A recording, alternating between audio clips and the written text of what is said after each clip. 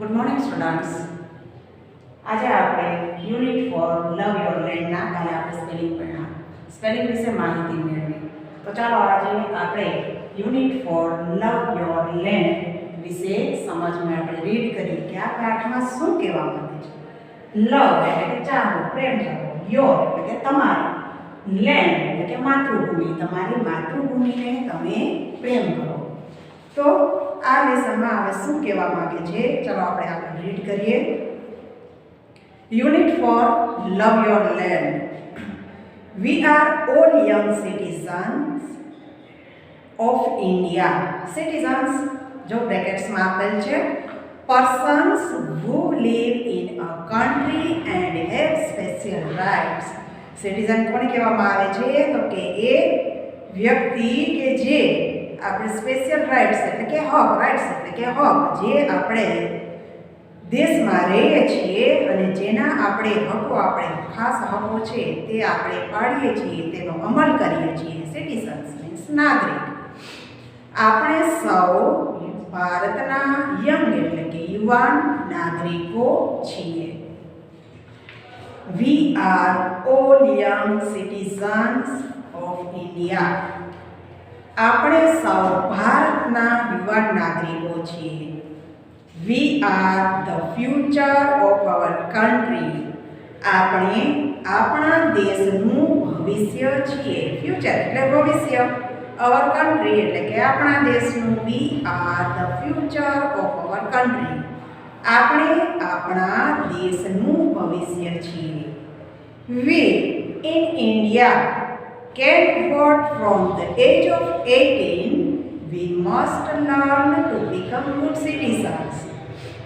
આપણે in India ભારતમાં can vote from the age of 18 18 વર્ષની ઉંમરે મતદાન કરી શકીએ છીએ. વોટ VOTE વોટ ફ્રોમ મતદાન કરવું, મત આપવું. We must learn to become good citizens. આપણે સારા નાગરિકો થવાનું શીખવું જોઈએ. We must એટલે કે શીખવું જોઈએ. Learn to become good citizens. ફરી પાછો આપણે પેરેગ્રાફ ફરી પાછો રિપીટ કરીએ. We are all young citizens of India.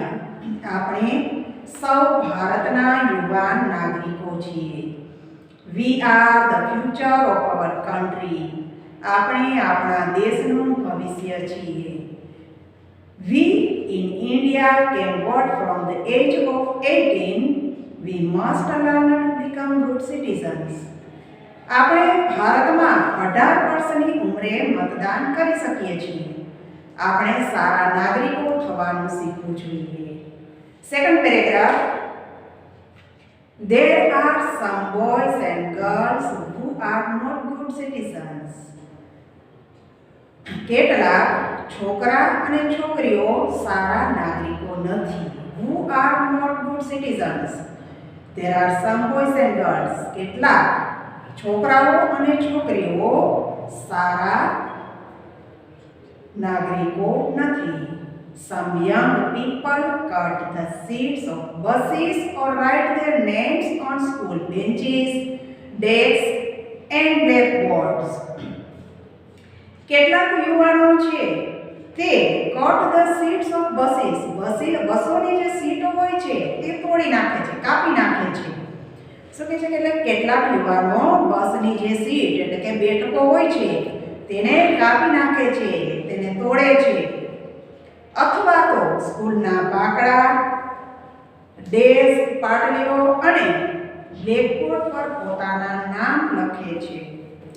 They destroy the vehicles during strikes.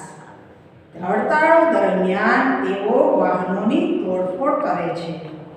They speed anywhere on roads or park vehicles at any place. તેઓ રસ્તા પર speed એટલે થૂંકવું, ગમે ત્યાં થૂકે છે અથવા વાહનો ગમે ત્યાં પાર્ક કરે છે.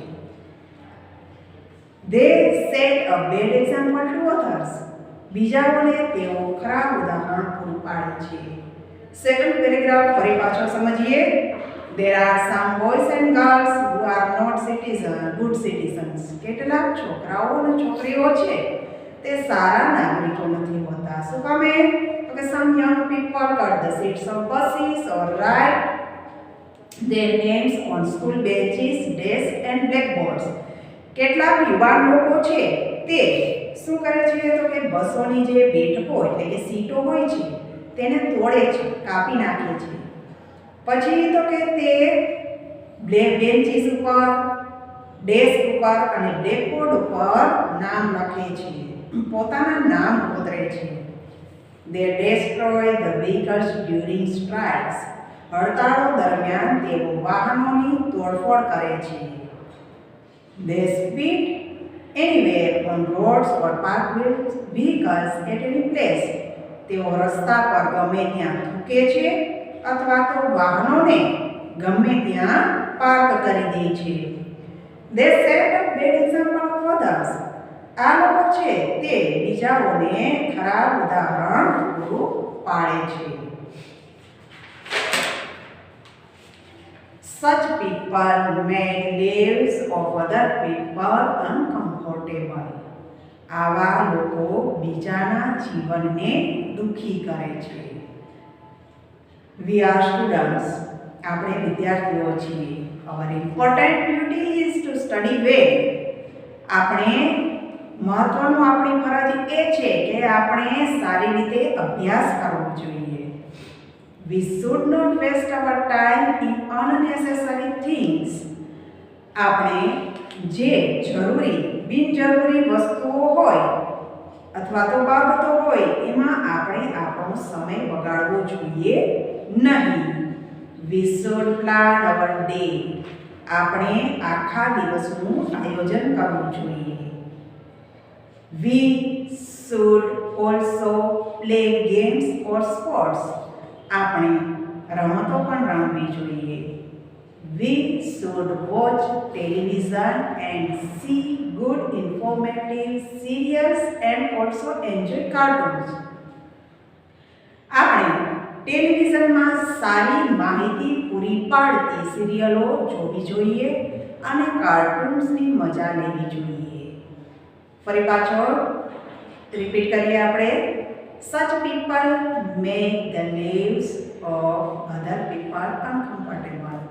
આવા જે લોકો હોય છે જે ગમે ત્યાં થૂકે છે, ગમે ત્યાં પોતાના વાહનો પાર્ક કરી દે છે અને બસોની જે સીટો હોય છે તેને કાપે છે, તોડી નાખે છે, તો આવા લોકો છે તે બીજાના જીવનને દુઃખી કરે છે. We are students. આપણે વિદ્યાર્થીઓ છીએ. Our important duty is to study well. સારી રીતે અભ્યાસ કરવો એ આપણું મહત્વની ફરજ છે, કર્તવ્ય છે. We should not waste our time in unnecessary things. આપણે બિનજરૂરી જે વસ્તુઓ હોય, બાબતો હોય તેમાં આપણે સમય બગાડવો જોઈએ નહીં. We should plan our day. આપણે આપણા આખા દિવસનું આયોજન કરવું જોઈએ.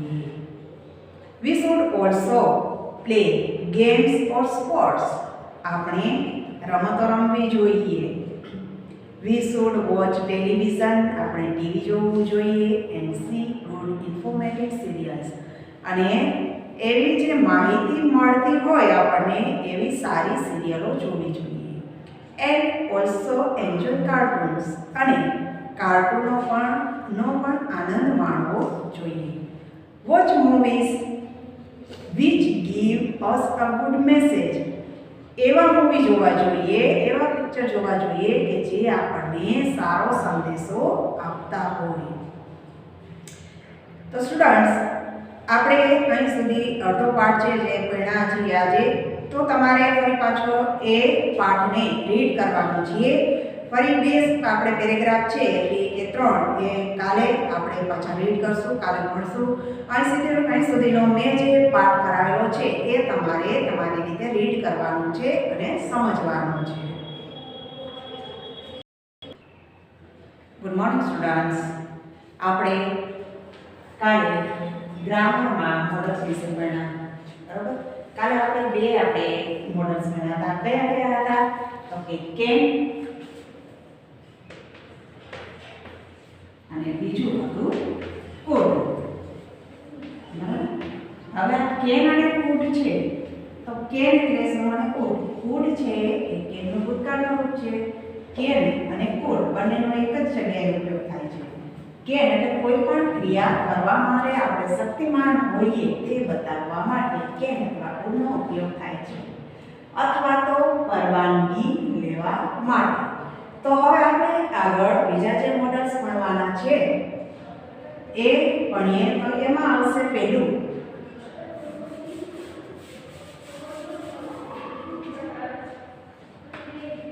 મે.